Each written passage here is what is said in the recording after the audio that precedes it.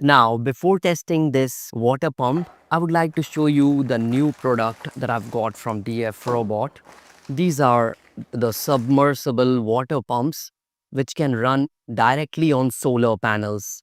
This is the pipe, and these are the DC wires for the DC voltage input. And here we have the specifications. You see 4.5 volts to 12 volts DC, and 0.5 to 5 watts of power solar DC water pump. So let's test it and compare the power consumption and water throw of this mini pump with mine. And remember that this pump, although you might see this big DC motor going to run this pump, but the pump area is very small. It is of the smallest DC motor that I had, and I wanted to use this one because it is really common and most of you can salvage it at home and try this project successfully.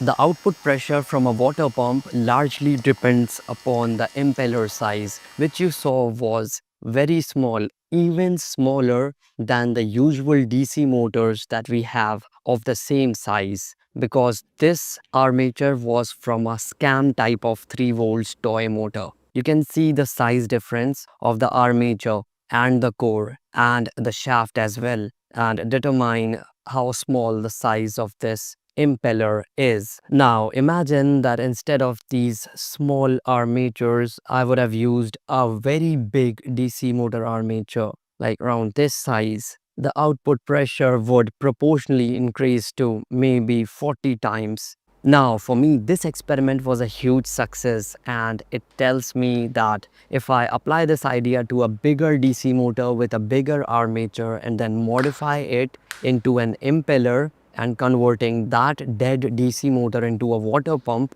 it is going to work great, but probably in some other video.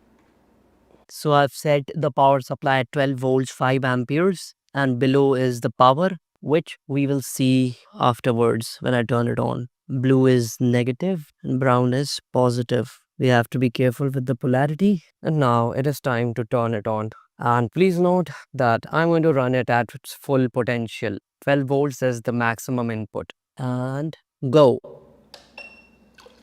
So this is the water pressure that we are getting with this one. You can see that it is much better than the one that I had made, and probably because of the impeller size and other efficiencies, I was limited to using the components provided from the discarded parts of that DC motor. And here the pipe also helps. So you can see that this submersible water pump is much better, and you can go and buy this from the link provided in the description. And if we compress the pipe from here, then we all know that the pressure is going to increase further.